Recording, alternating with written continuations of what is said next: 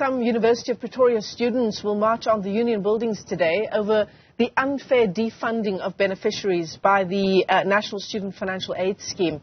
NSFAS funding problems at institutions of higher learning seem to be going from bad to worse. The DA, meanwhile, blames the new direct payment system by NSFAS for all the confusion and suspended classes at some other institutions. Let's unpack this further. We're joined this morning by SASCO President Vezinhlanhla Simelane. Thanks very much indeed for coming on to the program. Just explain to us what, in your opinion, is at the heart of what students are demanding today. Thank you very much. Good morning to you and good morning to our listeners, to our viewers at home.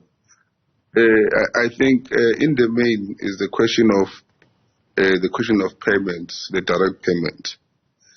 One, you remember that the system, when it was introduced, it was explained that this is how it's going to work and all of those things, and everyone was happy when the system was introduced, because in our view, we believe that it's progressive to have something that is managed at a national level, because you know the question of 40 students that was once had problems of 14 million and so on. So in avoiding those challenges, we thought that maybe we're taking over the system to centralize it by NSFAS will be much easier, and we also believe that the system will be much efficient. But currently, the challenge that we are having is that you've got students that are unable to access their funding. At the same time, you hear NSFAS saying that they've paid, So when they've paid, there's that process of onboarding process that some of the students are unable to do it on their own. So in the main is a question of direct payment. Because you know that protest is done by those who are already on the system. The one that has been defunded, even that one is also a major crisis, but the one that is actually putting pressure on the ground is the question of a direct payment. So let's talk about the defunding issue. Do you reckon that NSFAS acted too quickly insofar as defunding particular students? Was enough time not given for those students to make their case? Actually, if you've been following us, when the question of defunding came out, in our view, we said NSFAS, the blanket approach that we have used in terms of defunding students is very wrong.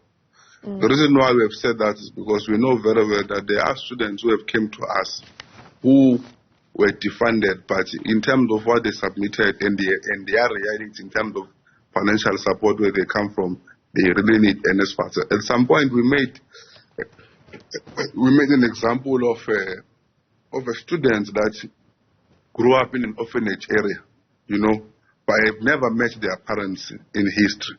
But in terms of the NSFAS process to identify using IDs to know who your ID is linked to who, so therefore these are our parents. On their system, they can be able to do that, and they can see that the parents of this child are still alive and they are qualified. They earn more than 350 per annum, but on the other hand, the students have never met their parents. And they are supporting documents from the orphanage school, from people who are guiding the students and all of those things, that these students really need NSFAS. So in our view, we have said the blanket approach that they've used was very wrong. And when we indicated that, and we even had a conversation with NSFAS about this, I think almost a month now. When we met, they've said that they've started the process of ensuring that they assist those who are not supposed to be defunded. But as things stand currently, there's never a report that we have received trying to see there are students who have been defunded wrongly and they are now funded. So there are processes as well.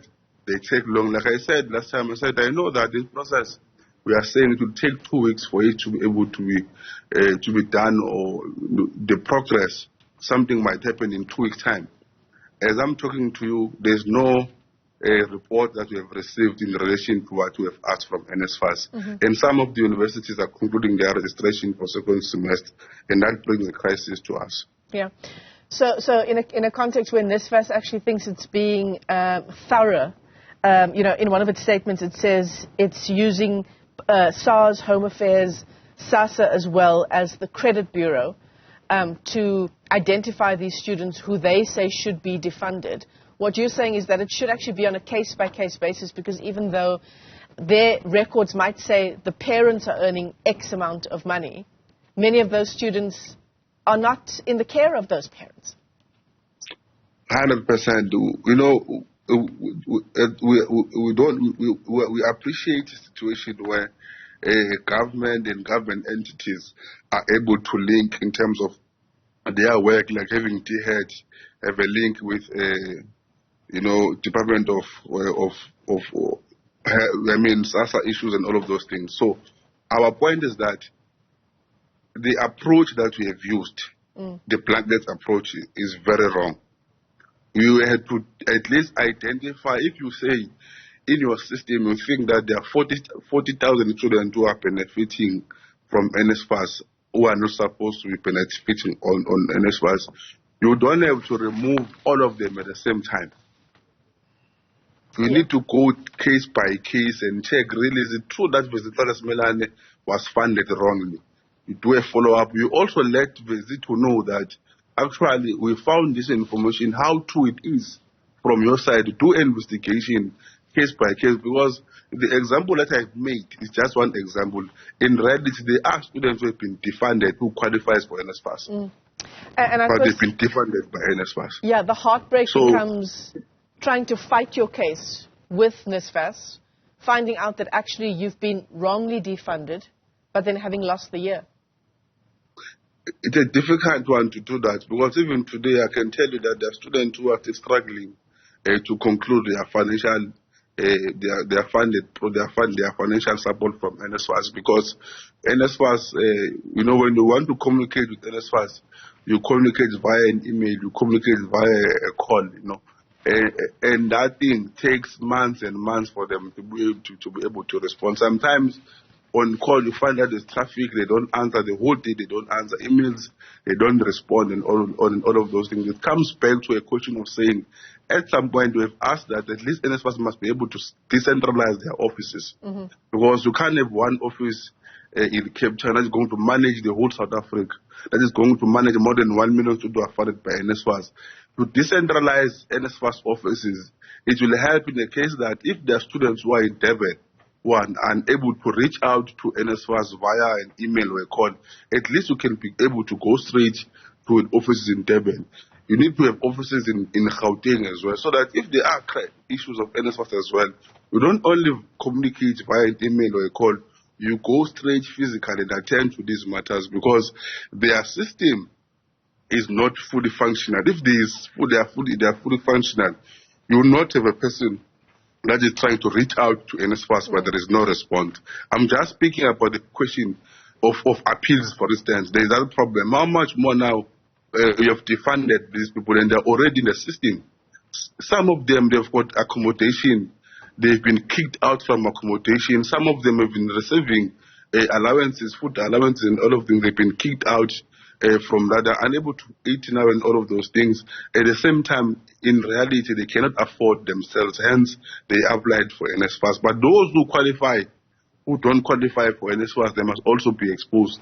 But number two, the point that I want to make again is that we have asked DHEAD, I think for the past 3 to 4 years, that given the increase of expensive things in our society and all of those things, the life is too expensive now. You cannot have 350,000 per annum that was announced in 2017, if I'm not mistaken.